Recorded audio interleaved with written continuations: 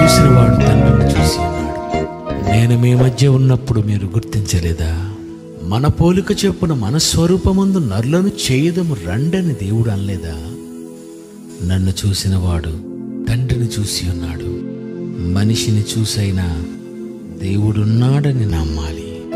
అందరూ కూడా డౌన్లోడ్ చేసుకోవలసిందిగా నేను మనవి చేస్తున్నాను. మన గ్రూప్లో ఒక ఇమేజ్ షేర్ చేశాను. దయచేసి అందరూ కూడా డౌన్లోడ్ చేసుకోండి. అందరూ కూడా చూడండి. స్వర్గములో రియల్ ఎస్టేట్ అనే ఒక పేపర్ కట్టింగ్ వచ్చిందండి. ఇది ఏ పేపర్లో వచ్చిందంటే నమస్తే తెలంగాణ అనే పేపర్లో పేజీ నంబర్ 7లో ఒకవేళ మీరు పేపర్ ఉన్నవాళ్ళు పేజీ నంబర్ 7 రోజు వచ్చేసి 25వ తారీఖు జూన్ 2024. ఓకేనా? అందరికీ గ్రూపులో పంపించాను. తర్వాత మీరు డౌన్లోడ్ చేసుకోండి. అయితే ఇందులో ఏంటి అన్నప్పుడు దయచేసి త్వరగా చదువుతాను వినండి. చదరపు మీటరు రూపాయలు 8,000 ధర, దేవుడితో కలిసి ఆవాసానికి గ్యారెంటీ, ప్లాట్లు అమ్మబడుతున్న స్పానిష్ చర్చ్, ప్లాట్లు అమ్ముతున్న స్పానిష్ చర్చ్ అని కింద మ్యాటర్ వచ్చేసి మీరు చూడగలిగితే మార్స్ పైనో చంద్రుడి పైనో రియల్ ఎస్టేట్ అంటే తెలుసు, కానీ స్వర్గములో రియల్ ఎస్టేట్ నడుపుతున్న విషయం మీకు తెలుసా? తెలియకపోతే వెంటనే తెలుసుకోండి. వీలైతే వెంటనే ఓ ప్లాట్ను కొనుక్కోండి. ఆలస్యం చేస్తే మాత్రము ఆశాభంగము. అవునండి బాబు, స్వర్గములో రియల్ ఎస్టేట్ నడుపుతున్నాడు స్పానిష్ చర్చ్ పాస్టర్. రేట్ ఎంత అని అడుగుతున్నారు. ఒక చదరపు మీటరుకు 8,000. దీనికి సంబంధించిన బ్రోచర్ ఓ టిక్టాక్ ఇన్ఫ్లుయెన్సర్ చేసిన వీడియో ప్రస్తుతం ట్రెండింగ్గా మారింది. ఇంకా ఆ పాస్టర్ చెబుతున్నాడు తెలుసా, స్వర్గంలో నివాసం ఉండేందుకు ఇప్పటికే దేవుడితో చర్చలు కూడా పూర్తయ్యాయట. 2017లో ఒకసారి దేవుడితో మీటింగులో ఆ అంశము ప్రస్తావనకు రాగా రియల్ ఎస్టేట్కు దేవుడు అనుమతి కూడా ఇచ్చాడట. దేవుడితో ప్లాటు, దేవుడి ఇంటి పక్కనే నివాసం ఉండే గ్యారెంటీ కూడా ఉందట. స్వర్గానికి మెట్లు, మేఘాల మధ్య ఒక ఇల్లు, భార్యాభర్తలు పిల్లలతో కలిసి మెట్లెక్కుతూ ఇంటి వైపు వెళుతున్నట్టు క్రియేట్ చేసిన బ్రోచర్ నెట్టింటిలో వైరల్గా మారింది. మరొక విషయం అండోయ్, స్వర్గంలో ప్లాట్లు కొనటానికి Visa, GPay, Apple, American Express, Mastercard, Maestro card సదుపాయాలు కూడా ఉన్నాయి. పైగా ఇన్స్టాల్మెంట్ సదుపాయం కూడా కల్పించారు. ఆశ్చర్యకరమైన విషయం ఏంటంటే ఈ ఆఫర్ నమ్మి ఎంతోమంది $1,000 పోసి జాగలు కొనుక్కున్నారట. స్వర్గములో రియల్ ఎస్టేట్ బిజినెస్ ఇదే తొలిసారి కాదు. 2023లో దక్షిణాఫ్రికాలో ఒక పాస్టర్ కూడా తన ఫాలోవర్స్ భూములు, ఆస్తులు అమ్మి స్వర్గములో జాగ కొనిపించడం గమనార్హము. తర్వాత ఆ బ్రోచర్ తర్వాత సెకండ్ ఇమేజ్లో ఆ బ్రోచర్ వేశాను. స్వర్గంలో భూమిని కొనవచ్చు, ధర ఎంత అనే దాంట్లో ఈ పిక్చర్లన్నీ కూడా ఉన్నాయి. మీరు తర్వాత ఇంటికి వెళ్ళి జాగ్రత్తగా చూసుకోండి. రైట్. ఇప్పుడు మన టైటిల్ ఏంటంటే స్వర్గంలో కూడా రియల్ ఎస్టేటా అనే ఒక మంచి, అంటే పరలోకంలో కూడా రియల్ ఎస్టేట్ అనే ఒక మంచి అంశాన్ని బైబిల్లో నుండి మనమందరం కూడా ఆలోచిద్దాం. ఇంతకీ అసలు పరలోకానికి ఎవరు వెళ్తారు? రెండోది, పరలోకానికి వెళుతున్న వారికి పరలోకములో ఉన్న స్థలం ఎంత? ముందు అది తెలియాలి. ముందుగా పరలోకానికి ఎవరు వెళతారు? రెండవది, పరలోకానికి వెళుతున్న ఆ వ్యక్తికి అక్కడ సంపాదించుకున్న స్థలం ఎంత? ఈ రెండు విషయాలు మనం నేర్చుకొని మనం వెళ్ళిపోదాము. మనం చూడగలిగితే ఈ భూమి మీద స్థలాలు సంపాదించుకునే పనిలో ఉన్న మనిషి ఇక పరలోకములో తనకు స్థలం కావాలని ఏం ఆలోచిస్తాడో మీరు ఆలోచించండి. అందుకే దేవుడు భూమి అందరికీ సమానంగా ఇచ్చాడు. దేవుడు అన్ని సమానంగా ఇచ్చాడు. ఒక గాలి సమానంగా ఇచ్చాడు, సూర్యుని వెలుగు వేడి సమానంగా ఇచ్చాడు, ప్రతిదీ మనిషికి సమానంగా ఇచ్చాడు. అందరికీ అన్ని సమానమేనండి. మీరు ఆలోచించండి. ఇవి గొప్ప వాళ్ళ కూరగాయలండి, ఇది గొప్ప వాళ్ళు తినే మాంసం అంటే ఏం లేదు, అందరికీ అన్ని సమానమే ఇచ్చినప్పుడు కొంతమంది దగ్గర 100 ఎకరాలు 1000 ఎకరాలు ఎందుకుంది, కొంతమంది దగ్గర 1 సెంటు భూమి కూడా ఎందుకు లేదు? కాబట్టి ఇట్టి విషయాలు మనం ఆలోచన చేయగలిగితే, ముందుగా మరి మన పితరులు ఏమని మాట్లాడారు, బైబిల్ గ్రంథంలో ఏమున్నాయో ఇట్టి విషయాలన్నీ కూడా మనం ఆలోచన చేయగలిగితే, మన పితరులు ముందుగా ఏమని మాట్లాడారో ఒక మాటను మనం చూడగలిగితే, దయచేసి దినవృత్తాంతముల మొదటి గ్రంథము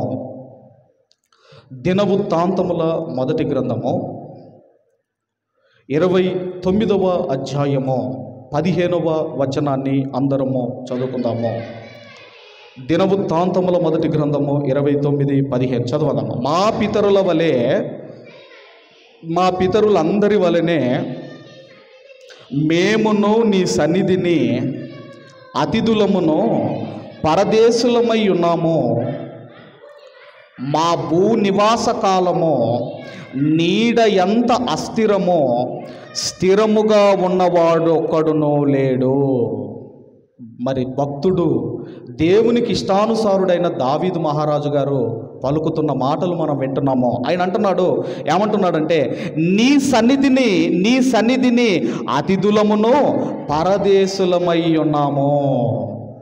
ఏమంటున్నాడంటే, అయ్యా ఈ భూమి మీదకి మేము ఎలా వచ్చామంటే ఒక గెస్ట్ లాగా వచ్చాం. మేము ఎలా వచ్చాం భూమి మీదకి? మేము ఎలా వచ్చామటండి? మనం అందరం కూడా ఒక గెస్ట్ లాగా వచ్చాము, ఒక అతిథి లాగా వచ్చాము. మేమందరం ఎవరమంటే పరదేశము అంటే ఈ ప్రాంతము, ఈ భూలోకము మాది కాదు, మేము వేరే ప్రాంతానికి చెందిన వారము అని ఒకనాడు భక్తులు ఈ భూమి మీద బ్రతికారు. అందుకే మనం ఒక పాట పాడతాం. ఇంతకుముందు పాట పాడాడు డేవిడ్ రాజు గారు, పరదేశులం ప్రియులు అన్న పాట ఎప్పుడు పాడతామా మనం? అదేదో చచ్చిపోయేటప్పుడు రాసిన పాట అనుకుంటున్నారు. అది ఎప్పుడు పాడుకోవాలంటే బతుకున్నప్పుడు పాడుకునే పాట. అది బతుకున్నప్పుడు పాడుకునే, చనిపోయిన ఆయనే వింటాడు. మీరు ఆలోచించండి. కాబట్టి మనది ఈ లోకము కాదు. మనం ఎవరమంటే అతిథులము. ఎవరైనా మనం ఇంటికి వెళ్ళినప్పుడు, ఎవరైనా మన ఇంటికి వచ్చినప్పుడు, ఒక అతిథి వస్తే 1 రోజు 2 రోజులు 3 రోజులు ఆ తర్వాత ఆయన ఎలాగైతే వెళ్ళిపోతాడో, ఈ భూమి మీద కూడా మనం ఎలా వస్తున్నాము అంటే ఒక అతిథిలాగా వచ్చాము, ఒక పరదేశులాగా ఈ భూమి మీదకి మనం వచ్చాము అని ఒకనాడు దావీదు గారు మాట్లాడుతున్నారు. ఎందుకంటేనండి, ఈ భూమి కూడా ఎవరిది అని మనం ఆలోచన చేయగలిగితే అందరం కూడా దయచేసి లేవియాకాండము, త్వరగా లేవియాకాండము 25వ అధ్యాయము, లేవియాకాండము 25వ అధ్యాయము 23వ వచనాన్ని మనం అందరము కూడా చదువుకుందాం. 25వ అధ్యాయము 23వ వచనాన్ని మనం అందరం కూడా చదువుకుందాం. భూమిని శాశ్వత విక్రయము చెయ్యకూడదు. ఆ భూమి నాదే, మీరు నా యొద్ద కాపురమున్నారు. దేవుడు అంటున్నాడు, భూమిని శాశ్వత విక్రయము చెయ్యకూడదు. ఇప్పుడు మీరు చైనా లాంటి దేశాలకు వెళ్ళారనుకోండి, చైనాలో ఉన్న భూభాగం అంతా కూడా ప్రభుత్వం యొక్క ఆధీనములో ఉంటుంది. చైనా భూభాగం అంతా కూడా ప్రభుత్వం యొక్క ఆధీనములో ఉంటుంది. ఒకవేళ మీరు ఇల్లు కట్టుకోవాలి, ఒకవేళ మీరు ఒక బిల్డింగ్ కట్టుకోవాలి, లేదంటే మీరు ఒక కంపెనీ స్టార్ట్ చేయాలనుకోండి, అప్పుడు మీరు ఏం చేయాలంటే గవర్నమెంట్కి మీరు అర్జీ పెట్టుకోవాలి. గవర్నమెంట్కి ఒక అప్లికేషన్ ఇవ్వాలి. అయ్యా, మేము పలాని ప్రాంతంలో, పలాని స్థలంలో, ఇదిగో ఇంత స్థలంలో మేము ఒక ఇల్లు కట్టుకోవాలనుకుంటున్నాము, మేము ఒక కంపెనీ పెట్టుకోవాలనుకుంటున్నాము, మాకు పర్మిషన్ ఇవ్వండి అని మనము చైనా గవర్నమెంట్లో ఉన్నవాళ్ళు చైనా గవర్నమెంట్కి ఒక రిక్వెస్ట్ లెటర్ పెట్టుకోవాలి. అప్పుడు వాళ్ళు ఏం చేస్తారంటే, ఓకే మీరు ఏ స్థలంలో ఎక్కడ కట్టుకోవాలనుకుంటున్నారో అడిగి వాళ్ళు ఏం చేస్తారంటే, ఆ ప్రాంతంలో ఇల్లు కట్టుకున్నా, ఒక కంపెనీ పెట్టుకున్నా మీరు ఎన్ని సంవత్సరాలు ఉంటారు, మీరు దాన్ని ఏమంటారంటే ఎన్ని సంవత్సరాలు ఉంటారో అక్కడ ఒక లెటర్ రాసుకుంటారు వాళ్ళు. కాంట్రాక్ట్ మనం అంటాం కదండి, దాన్ని ఏమంటారు, దాన్ని అగ్రిమెంట్ రాసుకుంటారు వాళ్ళు. అగ్రిమెంట్, అక్కడ ఎన్ని సంవత్సరాలు ఉంటావు, అక్కడ కంపెనీ ఎన్ని సంవత్సరాలు ఉంచుతావు, అంతేగాని వాళ్ళ పేరు మీద మాత్రము రిజిస్ట్రేషన్ చేయరు. ఎందుకు రిజిస్ట్రేషన్ చేయరంటే డెవలప్మెంట్కు అడ్డుగా వస్తుంది, డెవలప్మెంట్కు అడ్డుపడతారని ప్రభుత్వం ఆ భూమి అంతా కూడా చైనా గవర్నమెంట్ ఆధీనంలో ఉంటుంది. చైనా గవర్నమెంట్ ఆధీనంలో ఉంటుంది. కాబట్టి మనం ఆలోచన చేయగలిగితే ఒకవేళ మన దగ్గర అనుకోండి, మన దగ్గర అయితే ఏం జరుగుతుందంటే ఒక ఫ్లైఓవర్ కట్టాలనుకోండి, ఒక రోడ్డు వేయాలన్నా ఆ ప్రాంతంలో ఉన్న ప్రజలందరూ పోయి కోర్టులో కేసేస్తారు. కేసేసినప్పుడు ఏం జరుగుతుందంటే కోర్టు స్టే ఆర్డర్ ఇస్తుంది. కోర్టు స్టే ఆర్డర్ ఇచ్చిన తర్వాత ఏమవుతుందంటే అక్కడ ఒక బ్రిడ్జ్ పడాలన్నా, అక్కడ ఒక రోడ్డు పడాలన్నా చాలా టైం తీసుకుంటుంది, చాలా సంవత్సరాలు పడుతుంది. కాబట్టి చైనా గవర్నమెంట్ ఏం చేసిందంటే ఆ భూభాగం అంతటిని కూడా ఏం చేసిందంటే ఇదిగో ఆ యొక్క ప్రభుత్వము ఆధీనములో ఉంచుకుంది. అందుకే దేవుడు కూడా ఇక్కడ ఏమని రాయిస్తున్నాడు అంటే 22వ వచనము మనం చూడగలిగితే, అదే 23వ వచనంలో భూమిని శాశ్వత విక్రయము చేయకూడదు. ఎందుకయ్యా అంటే ఆ భూమి నాది అంటున్నాడు. మరి 1875 సంవత్సరంలో మీరు తర్వాత మీరు నెట్లో కొట్టి చూడండి. 1875 సంవత్సరంలో ఏం చేసిందంటే బ్రిటిష్ గవర్నమెంట్ ఒక చట్టాన్ని చేసింది. జాగ్రత్తగా వినండి. బ్రిటిష్ గవర్నమెంట్ ఒక చట్టాన్ని చేసింది. ఏం చట్టం చేసిందంటే ఎస్టీ, ఎస్సీ, బీసీ, అందులో రెడ్డిస్ కానివ్వండి, కాపు కానివ్వండి, కమ్మ కానివ్వండి, వెలమాస్ కానివ్వండి, వీళ్ళు కూడా ఆస్తిని సంపాదించుకోవచ్చు అన్న ఒక చట్టం చేసింది. ఎప్పుడంటే 1875 సంవత్సరంలో బ్రిటిష్ గవర్నమెంట్ ఇదిగో ఏవైతే ఇప్పుడు నేను చెప్పిన ఈ కులాలు ఉన్నాయో, ఒక ఎస్సీస్ కావచ్చు, ఒక ఎస్టీస్ కావచ్చు, ఒక బీసీస్ కావచ్చు, ఆ తర్వాత రెడ్డిస్ కావచ్చు, కమ్మ, కాపు, వెలమాస కావచ్చు, వీళ్ళు ఇదిగో ఆస్తులు సంపాదించుకోవచ్చు అన్న ఒక చట్టం చేసింది. అంటే మీరు ఆలోచించండి, అంతకు ముందండి 1875 సంవత్సరాలకు ముందు ఏవైతే ఈ కులాలు ఉన్నాయో వీళ్ళు ఆస్తులు సంపాదించుకోవడానికి లేదు. వేరే కులాల వాళ్ళు ఆస్తులు సంపాదించుకోవచ్చు, వేరే కులాల వాళ్ళు ఆస్తులు కొనుక్కోవచ్చు, వాళ్ళ పేరు మీదకి రిజిస్ట్రేషన్ చేసుకోవచ్చు. కానీ 1875కు ముందు ఏవైతే నేను చెప్పానో ఈ కులాలకు ఇదిగోనండి వాళ్ళకు కొనుక్కునే హక్కు లేదు, వాళ్ళకు రిజిస్ట్రేషన్ చేసుకునే హక్కు లేదు. అది బ్రిటిష్ గవర్నమెంట్ కల్పించింది. కాబట్టే ఈరోజు మనం భూములు కొనుక్కుంటున్నాము, ఈరోజు మనం భూములు కొనుక్కొని మనం రిజిస్ట్రేషన్ చేసుకోగలుగుతున్నాము. అందుకే మీరు ఆలోచన చేయగలిగితే మరి దేవుడు అందరినీ సమానముగా చూశాడు, అందరికీ సమానముగా అన్ని ఇచ్చినప్పుడు ఎందుకు కొంతమంది చేతిలో 1000 ఎకరాలు ఉన్నాయి, ఎందుకు కొంతమంది చేతిలో ఇదిగో సెంటు భూమి కూడా ఎందుకు లేదంటే ఇదిగో ఈ కారణాన్ని బట్టే. కాబట్టి దేవుడు ఏమంటున్నాడు అంటేనండి, ఇక్కడ ఆయన అంటున్నాడు 23వ వచనంలో భూమి శాశ్వత విక్రయము చేయకూడదు. ఆ భూమి నాదే, మీరు నా యొద్ద కాపురమున్నారు. మనం ఆలోచన చేయగలిగితే ఇదిగో నాకు ఇష్టమైన వాళ్ళను నేను భూమి మీద ఉంచుతాను, ఎందుకంటే ఇది నా భూమి. ఒకప్పుడు కానాను దేశాన్ని ఇశ్రాయేలుకి ఇస్తానని ఎవరితో చెప్పాడు అన్నప్పుడు అబ్రహాము గారితో చెప్పాడు. ఎవరితో చెప్పాడండి? అబ్రహాము గారితో చెప్పాడు. అప్పుడు మీరు ఆలోచన చేయగలిగితే అప్పటికి కానాను దేశంలో 7 జాతుల వారు నివసిస్తున్నారు. దేవుడు అన్నాడు మరి వాళ్ళు కూడా దేవుని పిల్లలే. అప్పుడు అబ్రహాము గారితో ఏమన్నాడు అంటే అబ్రహాము నీ 4వ తరం వారు ఇదిగో ఈ భూభాగంలోనికి వస్తారు, నీ 4వ తరం వారు. ఎందుకంటే వాళ్ళు నా పిల్లలే కాబట్టి వాళ్ళ యొక్క పాపాలు అప్పటి వరకు సంపూర్ణమవుతాయి, వాళ్ళ పాపాలు సంపూర్ణమవుతాయి. అప్పుడు నీ 4వ తరం వారికి నేను ఈ భూభాగాన్ని ఇవ్వబోతున్నాను. ఎందుకంటే ఈ భూమి నాది, మీరు నా దగ్గర కాపురం ఉన్నారు, నాకు ఇష్టమైన వారిని ఉంచుతాను, నాకు ఇష్టము లేని వారిని నేను వెళ్ళగొడతాను అన్నాడు దేవుడు. అందుకే ఆ మాట కూడా ఒకసారి మీరు చూడగలిగితే దినవృత్తాంతముల 2వ గ్రంథము 7వ అధ్యాయము 20వ వచనాన్ని మనం అందరం కూడా చదువుకుందాం. 7వ అధ్యాయం 20వ వచనాన్ని మనం అందరం కూడా చదువుకుందాం.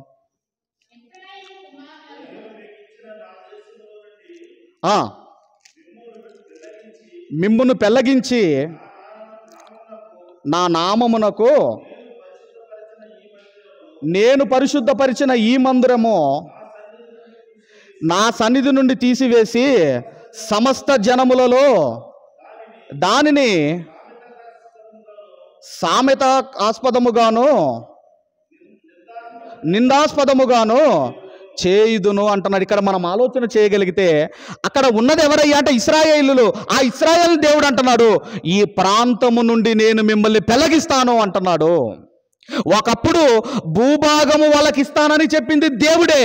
ఇప్పుడు దేవుడు అంటున్నాడు, వాళ్ళను పెళ్ళగిస్తాను. ఎందుకంటే నాకు ఇష్టమైతే భూమి మీద ఉంచుతాను, నాకు ఇష్టం లేకపోతే వెళ్ళగొడతాను అని దేవుడు అంటున్నాడు.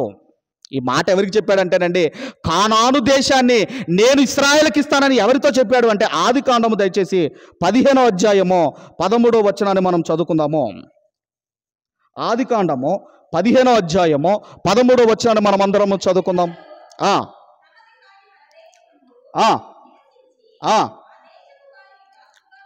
ఉందురు వారు 400 ఏండ్లు వీరు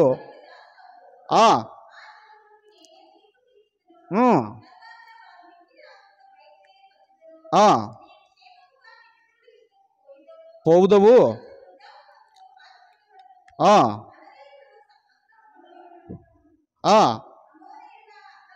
అమోరీయుల అక్రమమును ఇంకనూ సంపూర్ణము కాలేదు గనుక నీ 4వ తరము వారు ఇక్కడికి మరలా వచ్చెదరని నిశ్చయముగా తెలుసుకొనుమని అబ్రహాముతో చెప్పాను. జాగ్రత్తగా వినండి, దయచేసి జాగ్రత్తగా వినండి. నీ 4వ తరం వారు ఇక్కడికి వస్తారు అబ్రహాము. అప్పటి వరకు ఇక్కడ ఉన్న ఈ 7 జాతుల వాళ్ళ యొక్క పాపాలు ఏమవుతాయంటే సంపూర్ణమవుతాయి. ఇప్పుడు మనం మన ఇంట్లో ఎవరికైనా రెంట్ ఇచ్చామనుకోండి, వేరే వాళ్ళు వచ్చి మన ఇంటికి రెంట్ కావాలని అడుగుతున్నప్పుడు అప్పుడు మనం ఏమంటాము, ముందు వీళ్ళు ఎప్పుడు ఖాళీ చేస్తారో అడుగుతాం. మనం ముందు వీళ్ళు ఎప్పుడు ఖాళీ చేస్తారో అడిగి 1 నెల 2 నెలల 3 నెలల ఆ తర్వాత 4-5 నెలల తర్వాత వీళ్ళు ఖాళీ చేస్తారంటే అదే మాట చెబుతాం మనము. అదే చెబుతున్నాడు దేవుడు కూడా. ఇదిగో అబ్రహాము, నీ 4వ తరం వాళ్ళు ఇదిగో ఈ కానాను దేశానికి రాబోతున్నారు. కాబట్టి మనం ఆలోచన చేయగలిగితే దేవుడు అంటున్నాడు, ఈ భూభాగం అంతా కూడా నాది. మీరు ఎలా వచ్చారంటే మీరు అతిథులు, మీరు పరదేశులు. ఇదిగో మీరు నా భూభాగంలో మీరు కాపురం ఉంటున్నారు. ఈరోజు ఇక్కడే భూములుంటే ఇంకా కొనుక్కోవాలి, ఇంకా సంపాదించుకోవాలి, ఇంకా కావాలని ఆశపడుతున్న మనిషికి పరలోకములో నాకు చోటు కావాలి, పరలోకంలో నాకు స్థలం కావాలి అని ఎంతమంది మరి ఆలోచిస్తున్నారు? మీరు ఆలోచించండి. అందుకేనండి ఇక్కడ ఎంత భూభాగం మీరు సంపాదించినా, ఇక్కడ ఎన్ని భూములు ఎన్ని ఎకరాలు మీకున్నా దేవుడు ఏమంటున్నాడో మనమందరం కూడా దయచేసి ఇంతకుముందు మనం చదువుకున్న కీర్తనల గ్రంథము 49వ కీర్తన, కీర్తనల గ్రంథము 49వ కీర్తన 11వ వచనాన్ని దయచేసి అందరము చదువుకుందాము. 11వ వచనాన్ని అందరం చదువుమ్మా. వారు తమ ఆస్తిని ఇతరులకు విడిచిపెట్టుదురు, తమ ఇండ్లు నిరంతరము నిలుచుననియు, తమ నివాసములు తరతరములకు ఉండుననియు వారును తమ భూములకు తమ పేర్లు పెట్టుకొందురు. తమ భూములకు తమ పేర్లు పెట్టుకుంటున్నారు. ఎందుకంటే మేము తరతరాములు ఉంటాము, అవి శాశ్వతంగా ఉంటాయి అనుకుంటున్నారు. మనందరికీ తెలుసు వైఎస్ రాజశేఖర రెడ్డి గారు, మనందరికీ తెలుసు. ఆయనకి ఇడుపులపాయలో ఆయనకి 1000 ఎకరాలు ఉండేదట అండి. 1000 ఎకరాలు ఉండేదట. ఎప్పుడు ఖాళీ దొరికినా, ఎప్పుడు టైం దొరికినా ఆ ప్రాంతానికి వెళ్ళిపోయి ఆ ప్రాంతంలో ఎక్కువగా గడిపేవాడట. ఎందుకంటే ఆ ప్రాంతం అంటే అంత ఇష్టమట. ఏదో కొండల మధ్య ఉంటుంది అని ఏదో అంటున్నారు. కొండల మధ్య 1000 ఎకరాల స్థలం, 1000 ఎకరాల స్థలము. ఎక్కువగా ఆ ప్రాంతంలో గడిపేవాడట. ఆ తర్వాత ఆయన ఏం చేశాడంటే ఒక 500 ఎకరాలు గవర్నమెంట్కి ఇచ్చేసి ఒక 500 ఎకరాలు ఉంచుకొని పలు విధమైన మరి చెట్లు ఆ తర్వాత అన్నీ కూడా పండించుకొని ఎక్కువగా ఆ ప్రాంతంలో ఉండడానికి ఇష్టపడేవాడు, ఆ ప్రాంతంలో ఉండడానికి ఇష్టపడేవాడట. అందుకే చనిపోయిన తర్వాత కూడా సమాధిని ఇదిగో ఆ ప్రాంతంలోనే చేశారు.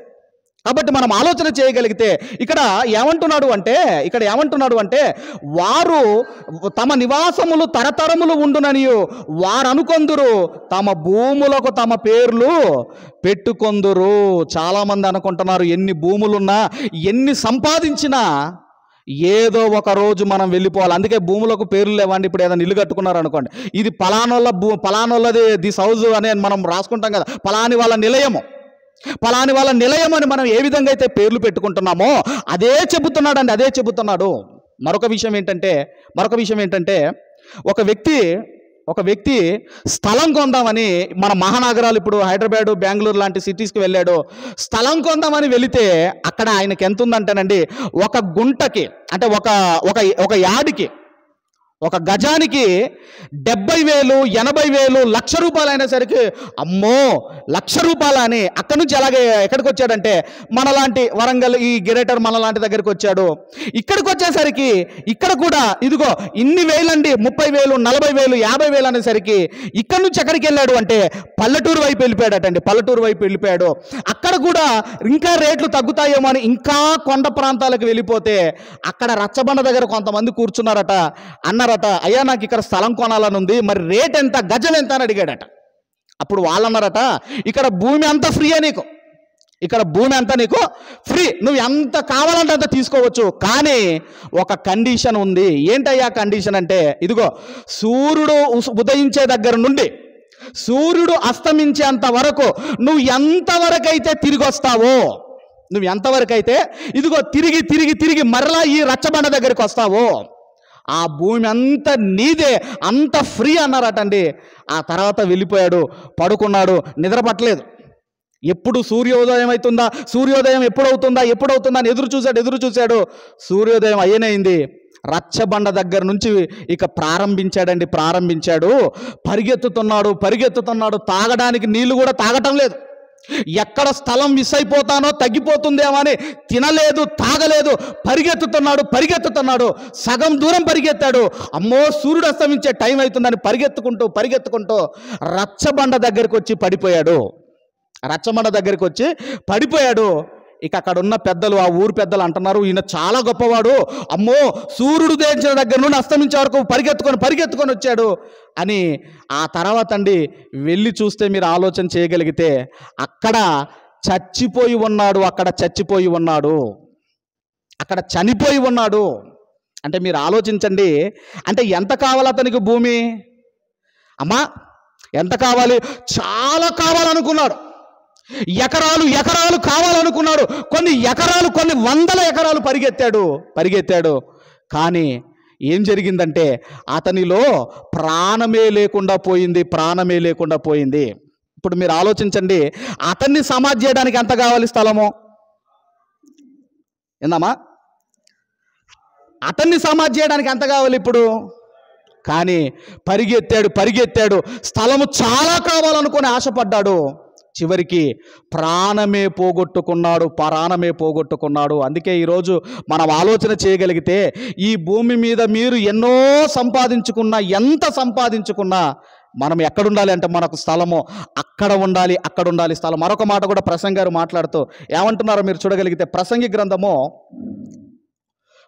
గ్రంథము దయచేసి 5వ అధ్యాయము, ప్రసంగి గ్రంథము 5వ అధ్యాయము 15, 16 వచనాలు మనం అందరం కూడా చదువుకుందాం.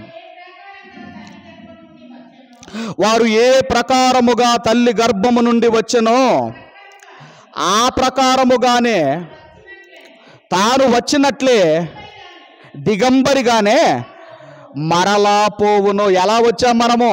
బంగారముతో వచ్చామా? వెండితో వచ్చామా? భూములతో వచ్చామా? ఎలా వచ్చాం మనము?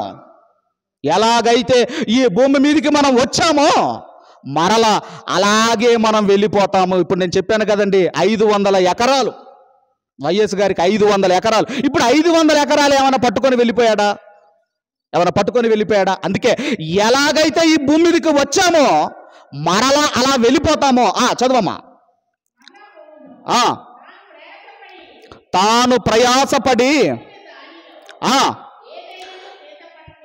చేసుకొనిన దానిలో ఏదైనానో చేత పట్టుకొని పోడు. నువ్వు కష్టపడి ఎన్ని సంపాదించినా దాన్ని మనం చేత పట్టుకొని పోము. ఇంకా చదవమ్మా.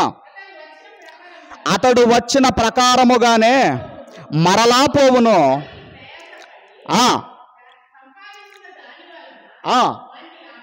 వానికి లాభమేమి అంటున్నాడు. అందుకే ఇక్కడ మనం చూడగలిగితే ఏమంటున్నాడు అంటే, తాను ప్రయాసపడి చేసుకొనిన దానిలో ఏదైనాను చేత పట్టుకొని పోడు. ఏదైనాను చేత పట్టుకొని పోడు.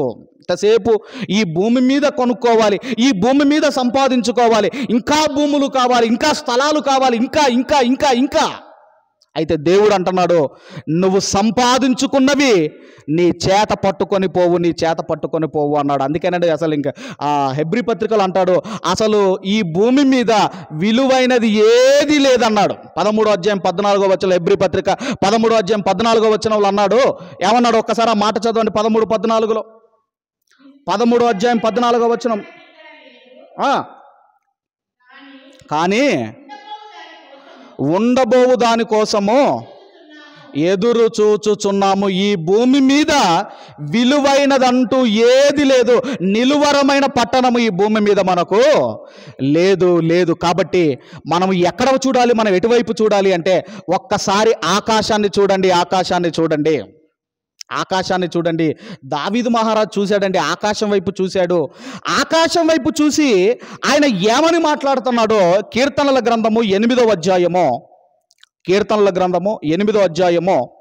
3వ వచనాన్ని మనం అందరం కూడా చదువుకుందాం. కీర్తనల గ్రంథం 8వ అధ్యాయం 3వ వచనాన్ని మనం అందరం కూడా చదువుకుందాం.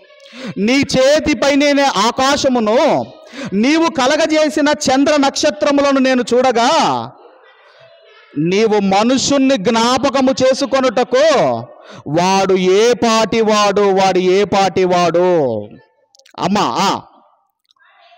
వాడు ఏ పాటివాడు. చాలా ఇక్కడ మనం ఆలోచన చేయగలిగితే ఆకాశములో నుండండి, ఇప్పుడు ఆకాశములో నుండి మనం ఆలోచన చేయగలిగితే, ఆకాశములో నుండి భూమిని కనుక మనం చూడగలిగితేనండి చిన్నగా ఇంత ఒక డస్ట్ పార్టికల్లా కనపడుతుందట భూమి.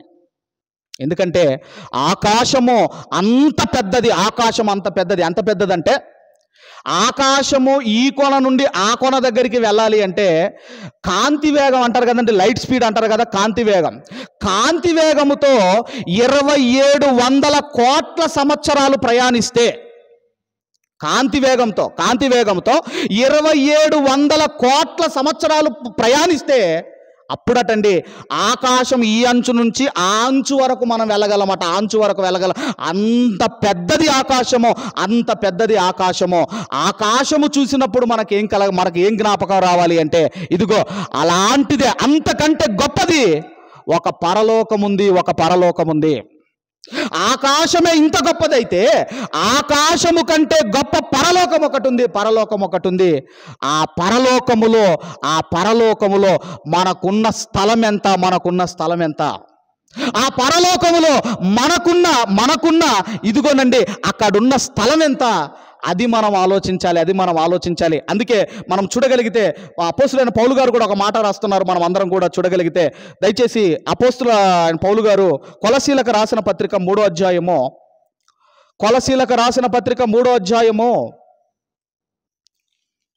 మొదటి వచనం నుండి మనం చదువుకుందాం. మొదటి వచనం నుండి, మీరు క్రీస్తుతో కూడా లేపబడిన వారైతే, లేపబడటం అంటే మనం ఏ విధంగా అయితే మనము ఇదిగోనండి బ్యాప్టిజం తీసుకున్నామో మనమందరము కూడా క్రీస్తును ధరించుకొని మనం లేపబడిన వారము. ఆ వాటర్లో మనం అందరం కూడా జల సమాధి అయి ఒక నూతన సృష్టిగా మనం లేపబడిన వారం. అందుకే అంటున్నారు, మీరు క్రీస్తుతో కూడా లేపబడిన వారైతే పైనున్న వాటినే వెతకండి అంటున్నాడు. మీరు క్రీస్తుతో కూడా లేపబడిన వారైతే, మీరు క్రీస్తు మార్గములో నడిచేవారైతే, మీరు క్రీస్తును ధరించుకున్న వారైతే, మీరు మారు మనసు పొందుకున్న వారైతే ఆయన అంటున్నాడు, దేన్ని వెతకమంటున్నాడమ్మా? దేన్ని వెతకమంటున్నాడు? పైనున్న వాటిని వెతకండి, పైనున్న వాటిని వెతకండి. ఎందుకంటే భూమి మీద బ్రతుకుతున్న మనిషి భూమి మీద ఉన్న వాటిని వెతుకుతున్నాడు. అలాగే మారు మనసు పొందుకొని విశ్వాసం ఉంచి బాప్టిజం తీసుకున్న మనము కూడా భూమి మీదనే వెతుకుతున్నాం, భూమి మీదనే అందుకే అంటున్నాడు, మీరు నిజముగా క్రీస్తుతో కూడా లేపబడిన వారైతే, మీరు నిజముగా క్రీస్తు మార్గములో నడుస్తున్న వారైతే మీ మనసు ఎక్కడుండాలి అంటే ఇదిగో పైనున్న వాటి మీద మీ మనసు ఉంచుకోండి అని చెబుతూ, ఎందుకు పైనున్న వాటిని వెతకమంటున్నాడు అంటే ఎవరున్నారు పైన? అక్కడ క్రీస్తు దేవుని కుడిపార్శ్వమున కూర్చుండి ఉన్నాడు. అక్కడ క్రీస్తు ఉన్నాడు, అక్కడ క్రీస్తు ఉన్నాడు. ఇక్కడ ఉన్నవారిని నేను అడుగుతున్నాను, ఎప్పుడైనా దేవునికి ఇక్కడ ఉన్న వాళ్ళందరూ మనం ప్రార్థన చేసేవాళ్ళం, అందరం ప్రార్థన చేస్తాం. కానీ ఎప్పుడైనా దేవా ఆ పరలోకంలో ఇంత చోటు అయ్యా, నాకు ఇంత స్థలం ఇయ్యండి అని ఎవరైనా ప్రార్థన చేసేవాళ్ళు ఎవరైనా ఉన్నారా? నేను అడుగుతున్నాను, ఇక్కడ ఉన్న వాళ్ళందరిని అడుగుతున్నాను, పరలోకంలో నాకు ఇంత చోటు కావాలయ్యా, దయచేసి నాకు దయచేయ అని ప్రార్థన చేసిన వాళ్ళు ఎవరైనా ఉన్నారా? కాబట్టి ఏమంటున్నాడు అంటే అక్కడ ఎవరున్నారు అంటే క్రీస్తు ఉన్నాడు, క్రీస్తు ఉన్నాడు. ఎక్కడున్నాడు ఆయన? పరలోకములో ఉన్నాడు, పరలోకములో ఉన్నాడు. ఆయన వెళుతూ వెళుతూ ఏం చేశాడంటే ఆయన వెళుతూ వెళుతూ ఆయన ఒక మాట చెప్పాడు, ఆయన ఒక వాగ్దానం చేశాడు. ఆయన వెళుతూ వెళుతూ ఏం చేశాడు, ఏం చెప్పాడో మనం బైబిల్ రీడింగ్లో మనం చదువుకున్నాము. యోహాను సువార్త 14వ అధ్యాయము, యోహాను సువార్త 14వ అధ్యాయము, మీ హృదయములను కలవరపడనీయకుడి, దేవుని యందు విశ్వాసముంచుచున్నారు, నా యందును విశ్వాసముంచుడి, నా తండ్రి ఇంట అనేక నివాసములు కలవు, లేని ఎడల మీతో చెప్పుదును, మీకు స్థలము సిద్ధపరచ వెళ్ళుచున్నాను. నేను వెళ్ళి మీకు స్థలమును సిద్ధపరిచిన ఎడల నేనుండు స్థలములో మీరును ఉండులాగున మరలా వచ్చి నా యొద్ద నుండుటకు మిమ్మును తీసుకొని పోవుదును. ఆయన వెళుతూ వెళుతూ ఒక మాట చెప్పిపోతున్నాడు. ఏమంటున్నాడు అంటే పరలోకములో మీకు నేను స్థలాలు సిద్ధపరచడానికి నేను వెళుతున్నాను. చాలామంది మరి అసలే భూమి లేక ఇల్లులు లేక కిరాయి ఇంట్లో ఉన్నవాళ్ళు మీరు ఆలోచించండి. ఆ తర్వాత ప్రభుత్వము 1 సెంటు జాగలో 1 సెంటు స్థలములో మీకు ఇల్లు కట్టిస్తామన్నప్పుడు ఇల్లు కట్టించి వాళ్ళకి ఇచ్చినప్పుడు వాళ్ళ ఆనందానికి అవధులు లేవు. ఆ మధ్యకాలంలో 1 సెంటు స్థలం పొందుకున్నామే, అదేదో పార్టీని పొగిడినందుకు ఆమెను ట్రోల్ చేసి ఆమె చచ్చిపోయింది. ఆమె ఆ కామెంట్స్ చూడలేక చచ్చిపోయింది ఆమె. అంటే 1 సెంటు స్థలములోనే ఆ ఇల్లు కట్టుకుంటే ఆ ఇల్లు వస్తే ఇంత ఆనందం అయితే దేవుడు అంటున్నాడు, యేసుక్రీస్తు వారు అంటున్నారు, ఏమంటున్నారంటే పరలోకములో నేను మీకు స్థలము సిద్ధపరచ నేను వెళుతున్నాను, పరలోకములో నేను మీకు స్థలము ఇవ్వడానికి వెళుతున్నాను, నేను మీకు స్థలాలు కేటాయించడానికి వెళుతున్నాను. అయితే పరలోకములో మీకు ఉన్న స్థలం ఎంత, మీకున్న స్థలం ఎంత, అక్కడ మనం ఎంత సంపాదించుకుంటున్నామో, అసలు అక్కడ మనకు వచ్చిన స్థలం ఎంత? ఆయన అంటున్నాడు, ఇంకేమంటున్నాడంటే నేను ఉండు స్థలములోనే మీరును ఉండులాగున, నేను ఉండు స్థలములోనే మీరును ఉండులాగున. ఒక మంత్రి తీసుకోండి, ఒక ముఖ్యమంత్రి కానివ్వండి, ఒక మంత్రి కానివ్వండి, సెంటు స్థలంలో వాళ్ళు బతుకుతారా? అమ్మ, 1 సెంటు స్థలంలో ఒక మంత్రి ఒక ముఖ్యమంత్రి కానివ్వండి, వీళ్ళు కానివ్వండి బతుకుతారా? సెంట్ అంటే సుమారుగా 49 గజాలు అనుకుంటా. అంత స్థలంలో ఇల్లు కట్టుకొని బతుకుతారా? మీరు ఆలోచించండి. అయితే యేసుక్రీస్తు వారు అంటున్నారు, నేను ఏ స్థలములోనైతే ఉంటున్నానో అక్కడే మీకు స్థలాలు సిద్ధపరచడానికి, మీకు ఇదిగో ప్లాట్లు ఇదిగో మీకు సిద్ధం చేయడానికి నేను వెళుతున్నాను అంటున్నాడు. మరొక మాట కూడా అదే యోహాను సువార్త 17వ అధ్యాయము 24వ వచనాన్ని చదువుకుందాం. యోహాను సువార్త 17వ అధ్యాయము 24వ వచనాన్ని చదవమ్మా. 17:24 అమ్మ. తండ్రి నేను ఎక్కడ ఉందునో అక్కడ నీవు నాకు అనుగ్రహించిన వారును నాతో కూడా ఉండవలెననియు, నీవు నాకు అనుగ్రహించిన నా మహిమను మనం ఆలోచన చేయగలిగితే ఎవరైతే యేసుక్రీస్తు వారిని విశ్వసించి ఆయన మార్గములో నడుస్తున్నారో తండ్రి వాళ్ళు కూడా నాతో పరలోకములో ఉండాలి, నాతో పరలోకములో ఉండాలి అని దేవుణ్ణి వేడుకుంటున్నాడు. అదే యోహాను సువార్త 12వ అధ్యాయము 24వ వచనాన్ని కూడా మనం చదవగలిగితే 24వ వచనం 12:24 చదువురా. గోధుమ గింజ భూమిలో పడి 26 చదవమ్మ 26 రా. ఒకడు నన్ను సేవించిన ఎడల నన్ను వెంబడింపవలెను, అప్పుడు నేను ఎక్కడ ఉందునో అక్కడ నా సేవకుడును ఉండును. ఒకడు నన్ను సేవించిన ఎడల నా తండ్రి అతనిని గణపరుచును. అంటే ఇదిగో నేను ఎక్కడైతే ఉంటానో నన్ను సేవించే వాళ్ళు అంటే నన్ను ఆరాధించే వాళ్ళు, నన్ను నమ్మేవాళ్ళు, నన్ను విశ్వసించిన వాళ్ళు అక్కడ ఉండాలి అని ఆయన కోరుకుంటున్నాడు. కాబట్టి మనం ఆలోచన చేయగలిగితే నేను అడుగుతున్నాను, పరలోకములో మనకు కేటాయించిన స్థలం ఎంత? ఇంతకు పరలోకం అనగానే గుర్తుపెట్టుకోండి, ఏడుపు లేని లోకము, బాధ లేని లోకము, మరణము లేని లోకము, ఈ భూమి మీద లాంటి లోకం కాదు అది. ప్రకటన గ్రంథం 21వ అధ్యాయంలో ఉంటే తర్వాత చదువుకోండి 3-4 వచనాల్లో పరలోకము అసలు కన్నీళ్ళే లేని లోకము, సర్వము ఉండే లోకము. ఆ లోకములో మనకు సంపాదించుకున్న స్థలం ఎంత? ఇంతకీ ఎలా వస్తుంది మనకు స్థలం అన్నప్పుడు మనం బ్రతికే విధానాన్ని బట్టి, అలాగే దేవునికి మనం ఇచ్చే దానిని బట్టి. అందుకే అన్నాడు, మనం వేసే ప్రతి రూపాయి కూడా ఎక్కడికి వెళ్ళిపోతుందండి? ఎవరి అకౌంట్లోకి వెళ్ళిపోతుంది? భూమి మీద మీరు మీ యొక్క ధనాన్ని కూర్చుకొనవద్దు, అది మీరు ఇదిగో పరలోకంలో మీరు ధనాన్ని కూర్చుకోమన్నాడు. పరలోకంలో ఎక్స్చేంజ్ ఇదిగో అక్కడ మనం వేసే కానుక పెట్టే, మనం వేసే ప్రతి రూపాయి కూడా పరలోకపు కరెన్సీగా మారుతుంది. అయితే మన స్థలం ఎంత అని మనం ఆలోచన చేయగలిగితే, దేవుని కొరకు మీరు ఎలా బ్రతుకుతున్నారో, దేవుని కొరకు మీరు ఎంత ఇస్తున్నారో దానిని బట్టి పరలోకంలో మీకు స్థలం ఉంటుంది. కాబట్టి మనం ఆలోచన చేయగలిగితే భూమి మీద ఒక ధనవంతురాలటండి, ఆమె బాగా ధనవంతురాలట భూమి మీద. ఆమె చనిపోయింది. మన క్రైస్తవురాలే చనిపోయిన తర్వాత చెబుతారు స్టోరీ. పరలోకానికి వెళ్ళిపోయిన తర్వాత దేవదూతలు తీసుకెళ్తున్నారట. దేవదూతలు పెద్ద పెద్ద అపార్ట్మెంట్స్ నుంచి తీసుకెళ్తున్నారట. ఏమనుకుంటుందట, నాకు ఈ అపార్ట్మెంట్లోనేమో స్థలం వస్తుందేమో అనుకుంటుందట ఈమె. ఆ తర్వాత పెద్ద పెద్ద అపార్ట్మెంట్స్, ఇల్లులు తీసుకెళ్తూ చివరికి వెళ్ళారటండి. అక్కడ ఒక చిన్న గుడిసేసి ఉందట. ఆ దేవదూతలు అన్నారట, అమ్మా ఈ గుడిసే నీకు స్థలము, నువ్వు ఇక్కడే ఉండాలని చెప్పి వెళ్ళిపోతుంటే ఆమె అడిగిందట, ఏందయ్యా నేను భూమి మీద ధనవంతురాలనే, భూమి మీద నేను కోటీశ్వరాలను, మరి నాకేంటయ్యా ఇంత చిన్న గుడిసి ఇచ్చారు?